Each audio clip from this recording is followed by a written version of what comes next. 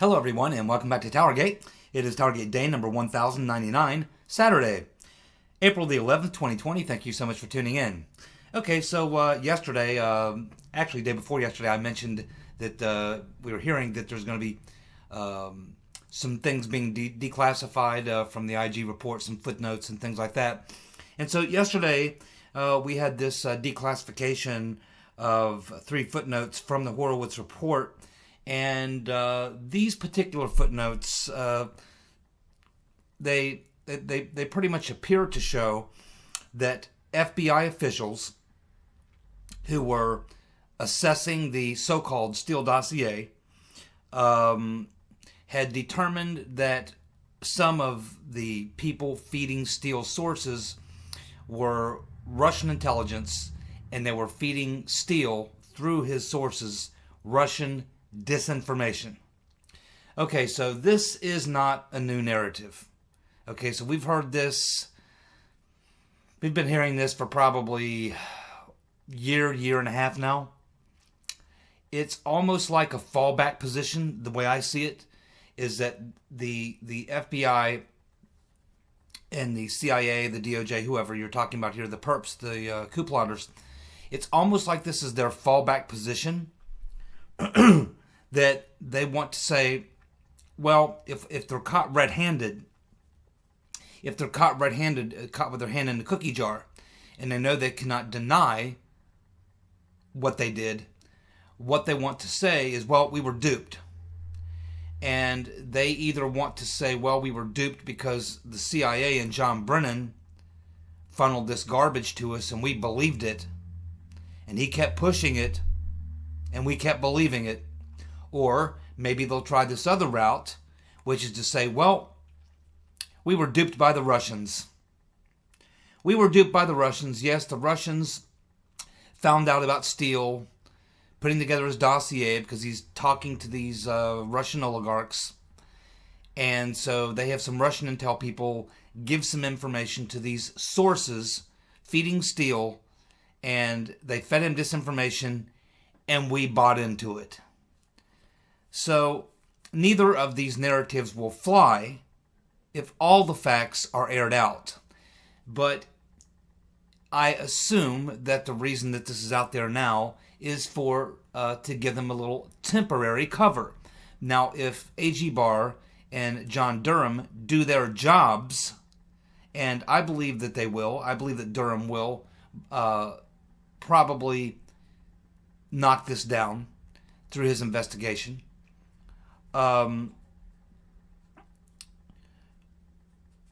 Because it doesn't make sense on a lot of levels. So as I go through this, the first thing I want to say about this is, let's keep in mind, I don't know how many of you read Lee Smith's book, but I got Lee Smith's book and I went through it chapter by chapter on these TowerGate videos. And we know that the so-called Steele dossier, and I've been saying for a very long time that Steele didn't write the dossier whatsoever. He made some contributions to it, but there's nothing there that was original material. It was stuff that he lifted and copied and pasted from his work when he was working on the FIFA soccer scandal. He grabbed some of the villains from his FIFA soccer scandal report, and he copied and pasted that into some of his information, which is known as the Steele dossier. But we know from the Lee Smith book, where he shows you right there in his book, where he got hold of these proto-dossiers. These dossiers that were around before the Steele dossier, making almost the exact same arguments about the exact same people. So clearly, the Steele dossier wasn't Steele's original work. I think it was likely engineered from within Confusion GPS, and probably the main sources of it were probably coming from within the Rotten Reverend Clinton's inner circle, meaning Sidney Blumenthal and Cody Shearer. And that fused with Confusion GPS using Nellie Orr to do her open source research. The fact that they had access to the FBI's database to do these 702 queries, which were eventually shut down. And then, of course, a couple of the outliers that were sources for people that Glenn Simpson knew, people that Nellie Orr knew, and things like that. And that all this was collated, and then it was fed to Steele. And that I believe that there were corrupt people probably around the FBI, maybe the CIA, who were also involved in doing some of this garbage peddling, which found its way into the Fusion GPS pipeline and back to Steele. And Steele, essentially, to me, was the laundroman. He was the launderer. He laundered the intelligence. He was like a salesman as well. He was the guy. He was the face of the. He was the face of the information. I mean, they couldn't have Glenn Simpson and Nellie Orr walk in the FBI with this crazy dossier. They couldn't have the Rotten Reverend Clinton. They couldn't have Cody Shear and Sidney Blumenthal walk in and hand this over to the DOJ. They had to have someone else, and Christopher Steele ended up being the guy. So I do hope that through Durham's investigation that he will knock down this idea that Christopher Steele, that was his dossier. And I certainly do hope that comes out in Durham's investigation. That Steele was not the author of the dossier. He had a minor role in the actual content, and most of what he put in there, again, was copy and paste job from information he got when he was working on the FIFA soccer scandal. The majority of the original information that found its way into the so-called Steele dossier was out there 2 months before Steele ever began working on his dossier. So I do hope that, number one, Jonathan Durham knocks this down. Because this, again, is just another way for the FBI and the DOJ and the corrupt coup plotters to try to avoid being held accountable for their crimes. They want to say that they were duped, essentially. To say, oh, gee, we're not bad people. We're stupid people. We're stupid people. We're dumber than dirt. The Ruskies fooled us. Oh, them damn Ruskies. So see, they did interfere in the election. Not only did they interfere in the election, hack the DNC, but they even ran an op on American intelligence and the FBI. And boy, them slick Ruskies, they sure fooled us. I don't think so. I don't think so. And I don't think John Durham is that stupid. I don't think Barr is that stupid. Even though Barr has mentioned before that it could have been Russian disinformation, but I don't think so. First of all, while the FBI and some of these people, they might be that stupid, but the Russians aren't. So, the official headline of this story is that the DOJ has declassified 3 footnotes from the Huckleberry Horowitz report showing that FBI officials assessed that Steele's dossier was Russian disinformation, but used it anyway. Now, that would be another key point, is that even if they try to make the case that it was Russian disinformation, well, the FBI certainly knew that. And that's another thing that we learn here, is that they were told it was Russian disinformation, but they used it anyway. So it'd be one thing if they said, well, it was Russian disinformation and they fooled us, but it's not so. Because even the FBI agents who believed it was Russian disinformation advised the Operation Crossfire Hurricane team that they thought it was Russian disinformation, but they went ahead with it anyway. So I don't know that they have much to hide behind there, but they're grasping at straws, but it's all they've got. They don't have much. But I certainly hope that John Durham doesn't buy into this. I don't believe for a minute it was Russian disinformation. And when you say the word Russian disinformation, it's meant to make people think about Putin, Russian government, Russian spooks, things like that.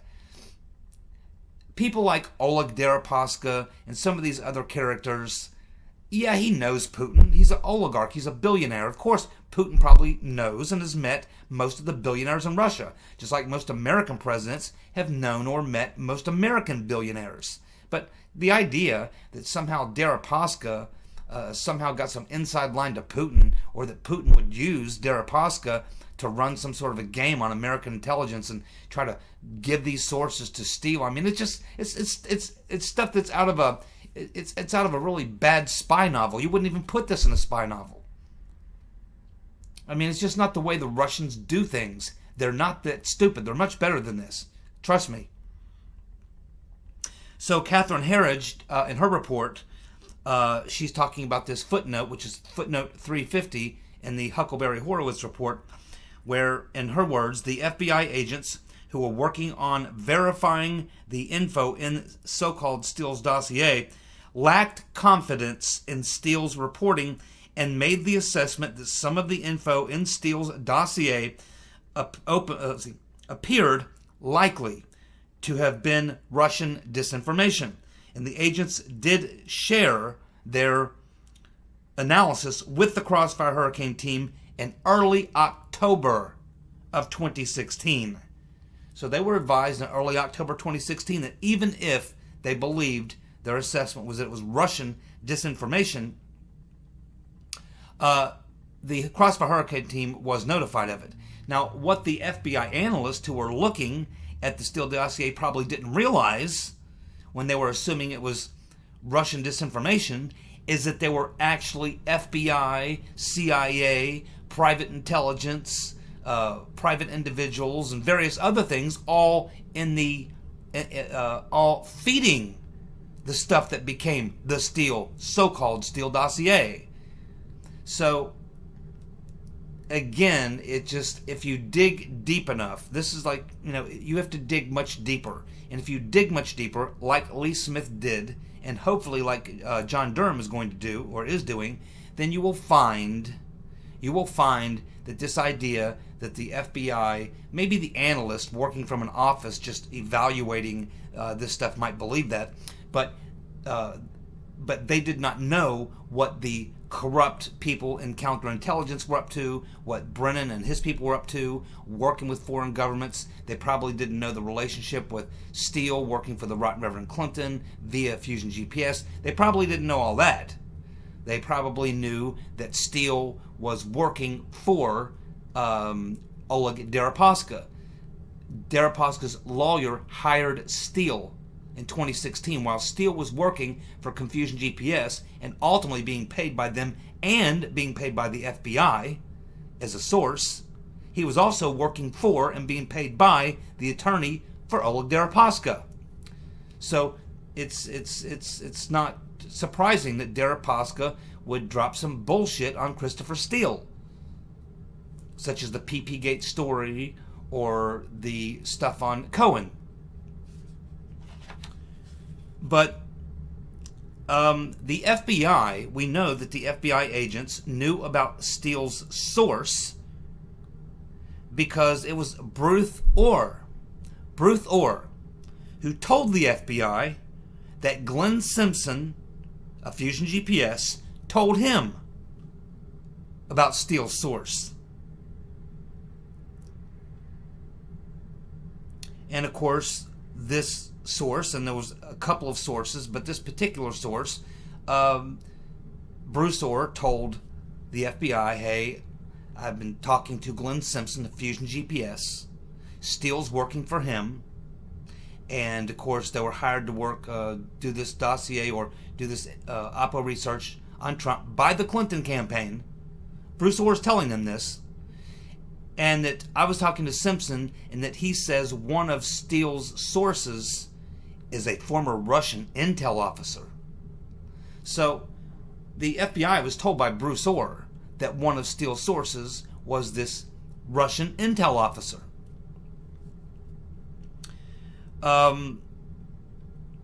So this idea that they were duped just doesn't fly. Even within the Horowitz report, it is proven that they weren't duped. They knew, they were told that it was Russian disinformation by the FBI analyst who got it directly from Bruce Orr, who got it directly from Glenn Simpson. So they know in October that one of Steele's sources is a former Russian intel officer.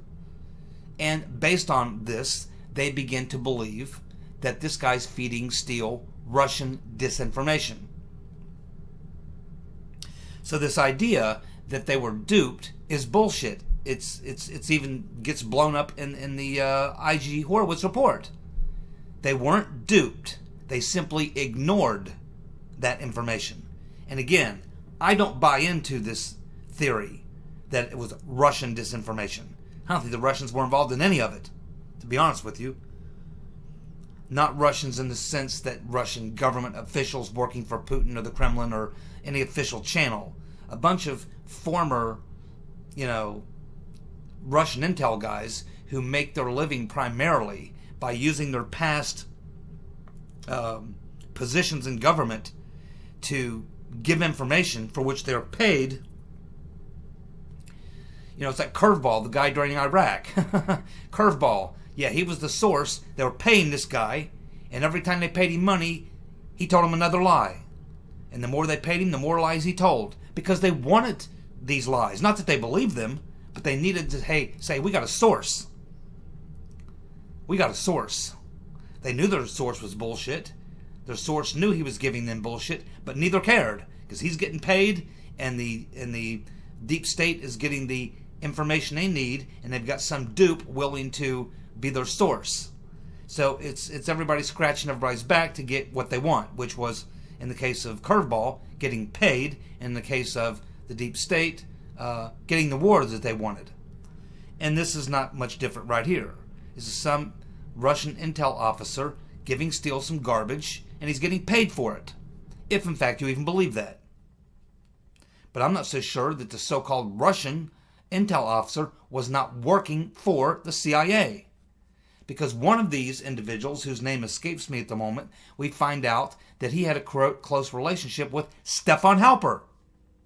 It looks like to me that Halper was feeding some foreign ex-intel official, Russian, you can say Russian intel official, that Halper may have been feeding this former Russian intel official who was then feeding Steele, or feeding Glenn Simpson at Confusion GPS, who was then feeding it back to Steele. That's why I really hope that Durham gets to the bottom of this, because I'd like to know. Because it was something like that going on.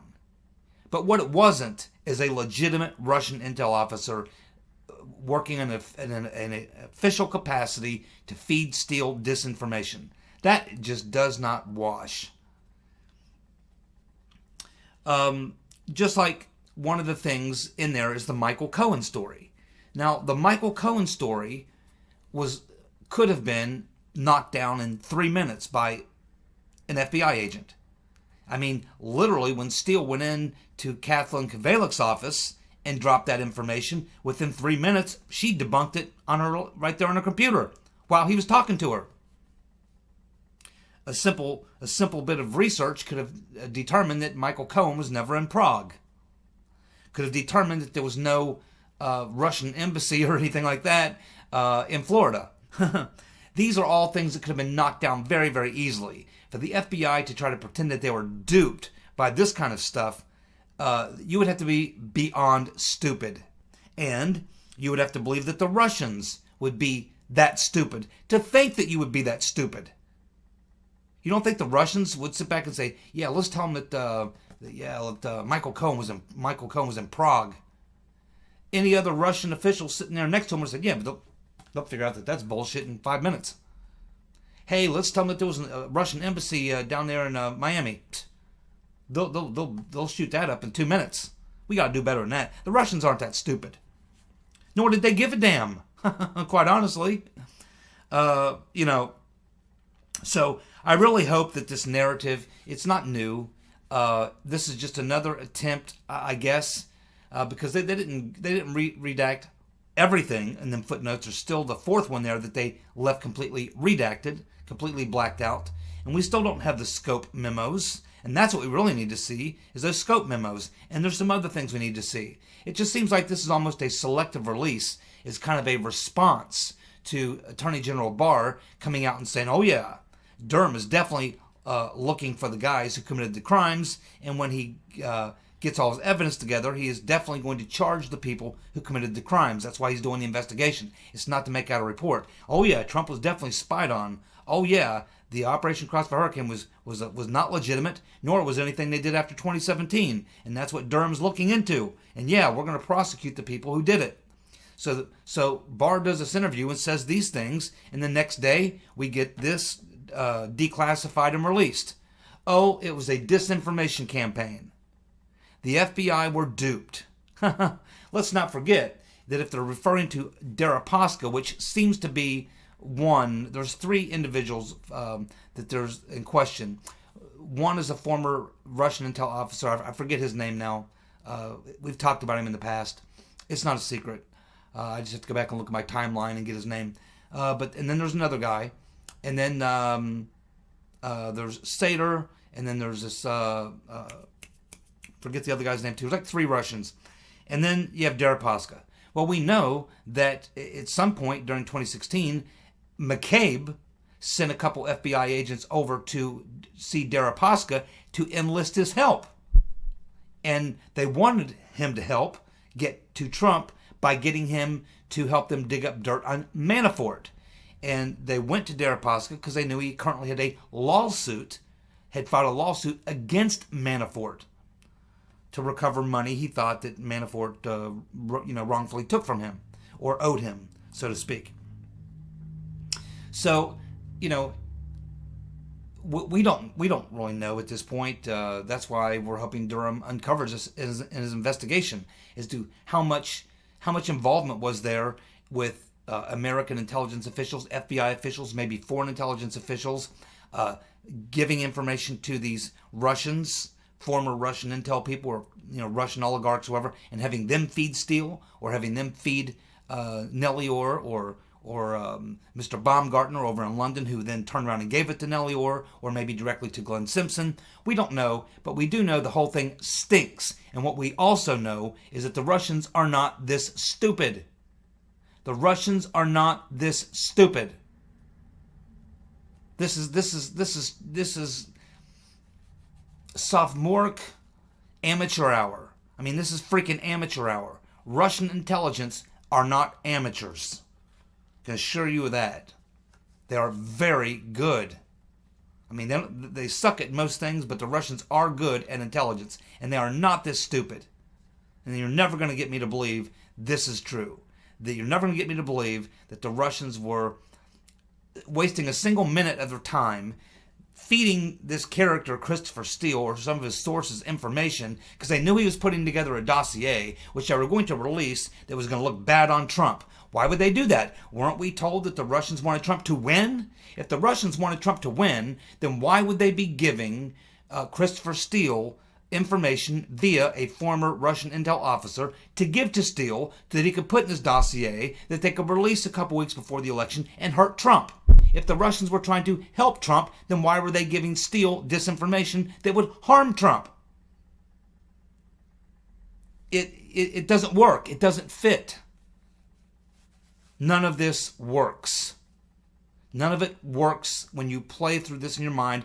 Common sense, it just doesn't work. You have to assume the Russian intelligence is stupid.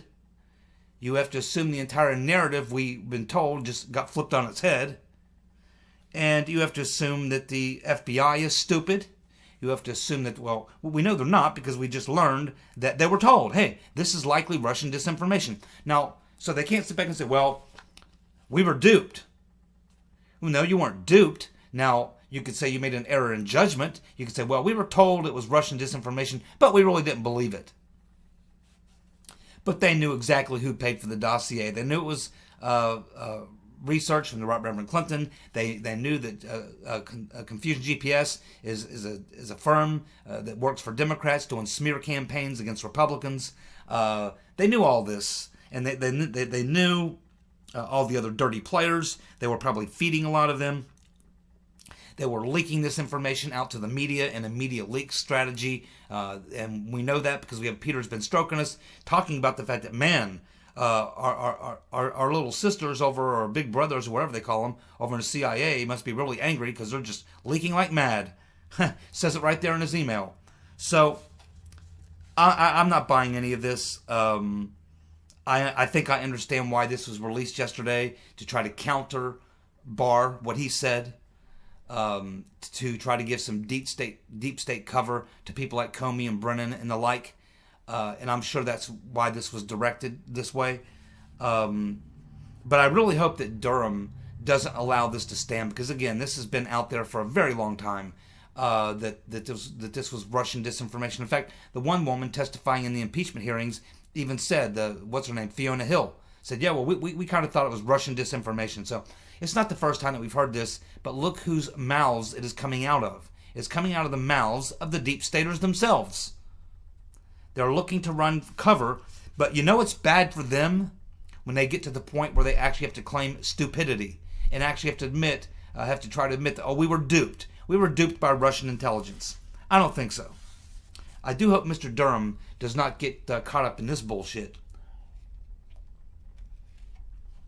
I do hope that he goes way beyond that. And you don't have to dig very deep to unpack this one and sort this out.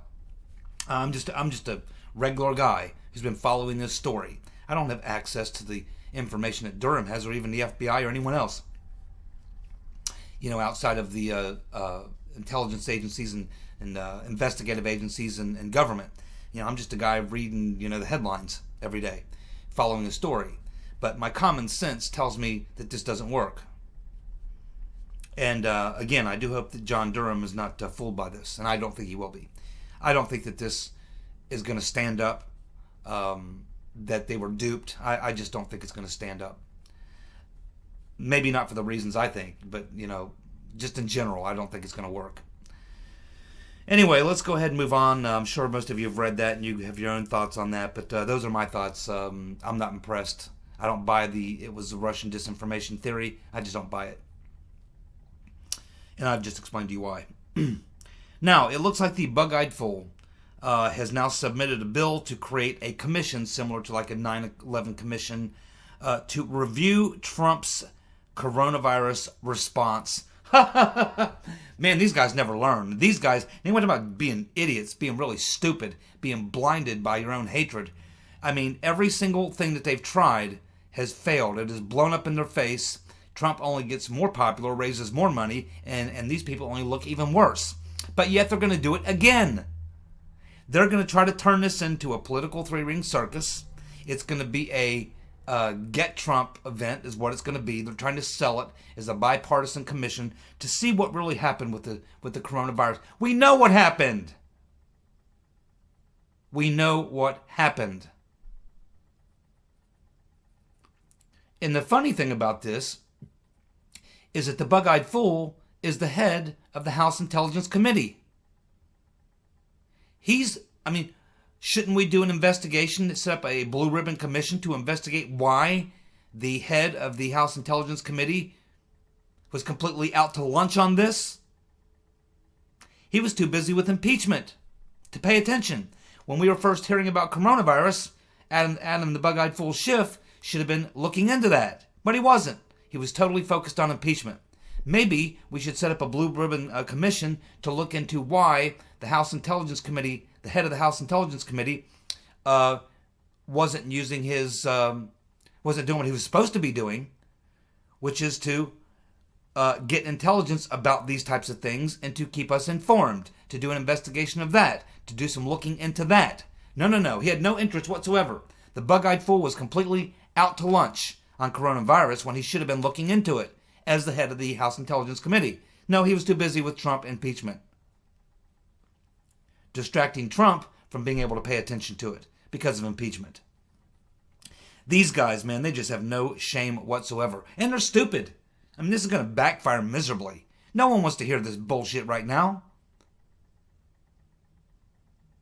There are actually really serious issues that people are now being forced to deal with because they've been forced to stay home.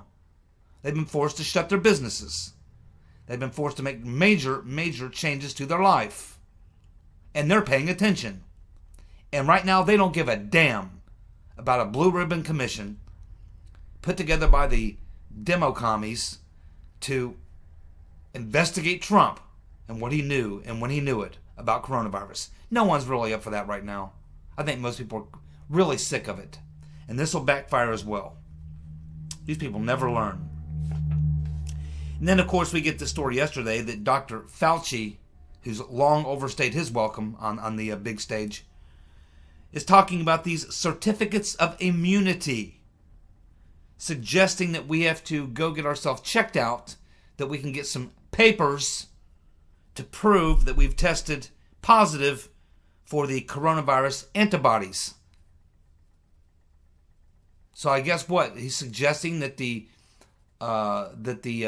cops are going to at any time be able to stop us on the street, pull us over in our cars, approach us in a store, and ask to see our papers. Do we all have to now make sure to be walking around with our papers?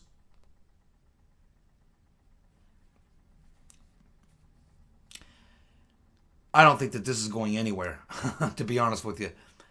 It just doesn't look good. Let's just put it that way. It doesn't look good. It has a lot of, let's say, Nazi overtones. This guy, he needs to go. And my guess is that Trump is onto his act. And my guess is that Trump is making all the moves right now to pivot toward reopening the economy, opening the country as soon as possible, and to discharging Fauci as soon as he possibly can. My guess he's paying not nearly as much attention to him today as he was a month ago, seeing as how he's been wrong about everything. And I don't think it was an accident. This guy's dirty. Oh, and he keeps making these little hand gestures to Jim Acosta and this other Jonathan Carl and all these other people. There's something going on with that guy. It stinks.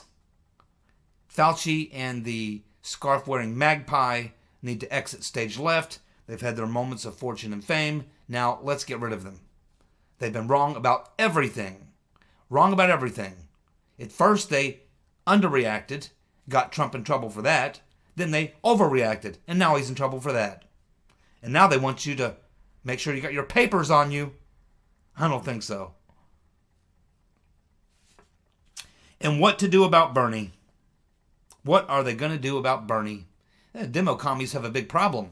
So Bernie announces he's getting out, but he's not giving up his delegates. He's holding on to them. He's only temporarily suspending his campaign, but he's still going to be on the ballot in the remaining states, and he says he's going to continue to collect delegates, and he's doing it for the purpose, like he says in his video, to use it as leverage to try to force Biden and the DNC to adopt a lot of his plans. New Green Deal, Medicare for all, free college, you name it.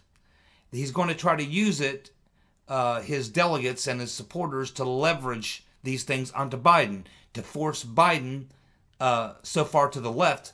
He's already been pushed pretty far to the left, but in other words, to force Biden into adopting Bernie's policies that were so far left that even Democrats wouldn't support it. So I'm not really, the Democrats are not quite that stupid, but they are between a rock and a hard place, and they know it. And then we get this poll that comes out showing that Cuomo is 12 points more, has a 12-point lead over Biden, and he's not even in the race. The race is supposedly over. Biden's supposedly essentially the presumptive nominee. But even Cuomo, who's lousy. Remember Andrew, America was never great, America's not great, and never was great, Cuomo? That's the guy we're talking about here. So go ahead. All these guys are losers. Biden, Commie Bernie, and Cuomo. They are all huge losers. And guess who knows that? The Rotten Reverend Clinton and all those people who work for her, who are still pretty much the people that run the show. And that's why I think they know they can't go with Quid Pro Quo Joe. He's senile. They can't go with Bernie. He's a commie. Cuomo is just as bad, and they know that he's a lightweight, and once he got the spotlight put on him, he would shrivel up just like Bloomberg and Biden and all the rest. The only person out there with any half-ass ability, with any cred, is really the Rotten Reverend. We'll see what happens. Thanks so much for tuning in. I'll be back tomorrow with more TowerGate. See ya. Bye.